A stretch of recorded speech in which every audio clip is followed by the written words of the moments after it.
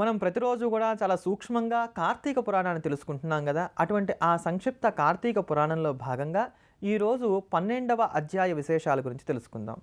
ఒకానొకప్పుడు ఒక కోమటివాడు ఉండేవాడు. అతను ఏనాడు కూడా దానాన్ని కానీ ధర్మాన్ని కానీ చేసి ఎరగడు. ఆ వైశ్యుడు ఎప్పుడు కూడా దొరికిందంతా సంపాదించుకున్నంతా భద్రంగా దాచుకోవడం, ఇలానే జీవితాన్ని గడిపాడు. అలానే కాలం కూడా చేశాడు. ఇలా అతను మృతి చెందిన తర్వాత అతని కుమారుడు ఎవరైతే ఉన్నాడో అతను మాత్రం పరమ ధార్మికంగా జీవనాన్ని సాగించడం మొదలుపెట్టాడు. అలా ధర్మంగా జీవనాన్ని సాగిస్తున్నాడు కనుక అతనికి ధర్మవీరుడు అనేటువంటి పేరు వచ్చింది. ఆ ధర్మవీరుడు అనేక నూతులను తవ్వించాడు, అనేక చెరువులను తవ్వించాడు, అనేక దేవాలయాలు కట్టించాడు. నిరతము ఎప్పుడు కూడా అన్నదానం చేస్తూ ఉండేవాడు.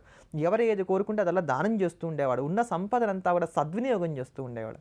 అతని యొక్క సత్ప్రవర్తనకు మెచ్చుకొని ఒకానొక రోజున పుణ్యమైనటువంటి ప్రదమైనటువంటి రోజున నారద మహర్షి అతని దగ్గరికి వచ్చాట. చూసి సంతోషపడి ఆ ధర్మవీరుడు నారదుడికి స్వాగతం పలికి, మహానుభావ, మీ వల్ల నేను ఏదైనా మంచి విషయాలు తెలుసుకోవాలనుకుంటున్నాను అని అన్నాడు. అనగా నారదుడు అన్నాడు, నాయన, నీ తండ్రి పీనాసితనం చేత ఎవరికి దానం చేయని కారణం చేత నరకంలో అనేక బాధలు పడుతున్నాడు. రేపటి రోజు శుద్ధ ద్వాదశి, కార్తీక మాసంలో వచ్చేటువంటి ద్వాదశి మహాపర్వదినం కనుక ఆ రోజున అతనికి నరక బాధలు పోవాలి అని చెప్పని సాలగ్రామాన్ని దానమి. ఎవరైతే కార్తీక మాసంలో వచ్చేటువంటి శుద్ధ ద్వాదశి రోజున ఈ సాలగ్రామాన్ని దానం చేస్తారో వారికి ఇది అది అనేది ఏమీ లేదు. చేసినటువంటి సమస్తమైనటువంటి పాపాలు కూడా నశించిపోయి లక్ష్మీనారాయణుల యొక్క శీఘ్రమైనటువంటి సాన్నిధ్యం లభిస్తుందయ్యా, ఇంకా ఆ ప్రకారంగా చేయన్నాడు. అంటే ఈ ధర్మవీరుడు అన్నాడు, దానం చేస్తే ఎదుటి వాళ్ళకి ఉపయోగపడే దానం చేయాలి, కానీ సాలగ్రామం అంటే శిల రాయి, దాన్ని దానం చేస్తే ఏమొస్తుందయ్యా ఎదుటివాడికి ఉపయోగం, కనుక నేను చేయనన్నాడు. అలాగే నాదుడు కోపగించుకొని అక్కడి నుంచి వెళ్ళిపోయాడు.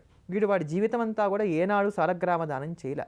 ఇలా కార్తీక మాసంలో మహానుభావుడైనటువంటి సత్పురుషుడైనటువంటి నాదుడు చెప్పినా దానం చేయనటువంటి కారణం చేత ఇతనికి కూడా నరకం కలిగి అనేక జన్మలెత్తి 10వ జన్మలో ఒకానొక బీద బ్రాహ్మడి ఇంట ఒక స్త్రీగా జన్మించాడు. అతనికి అప్పటికి వివాహం అయింది. వివాహం అవగానే అవుతూనే మరుసటి రోజుకే భర్త చనిపోయేటువంటి స్థితి ఏర్పడింది.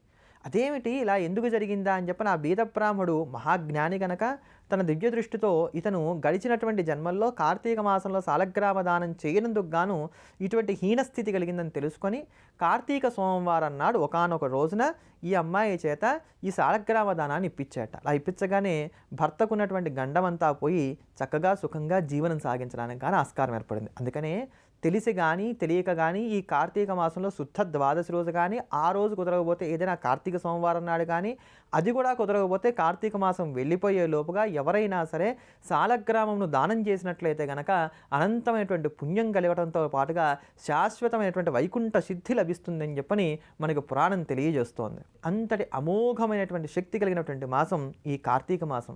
అటువంటి ఈ కార్తీక మాసపు సోమవారపు వేళ పరమేశ్వరుడి యొక్క పరిపూర్ణమైనటువంటి అనుగ్రహాన్ని మనకు అందించేటువంటి మృత్యుంజయ మహామంత్రాన్ని శ్రవణం చేద్దాం.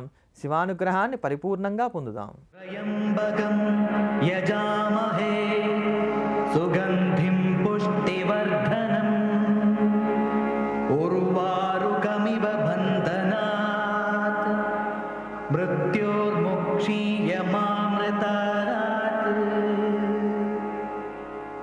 త్రయంబకం యజామహే సుగంధిం పుష్టివర్ధనం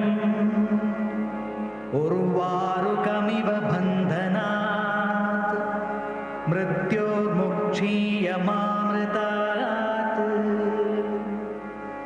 త్రయంబకం యజామహే సుగంధిం పుష్టివర్ధనం ఉర్వారుకమివ బంధనాత్ మృత్యోర్ముక్షీయమామృతాత్. త్రయంబకం యజామహే సుగంధిం పుష్టివర్ధనం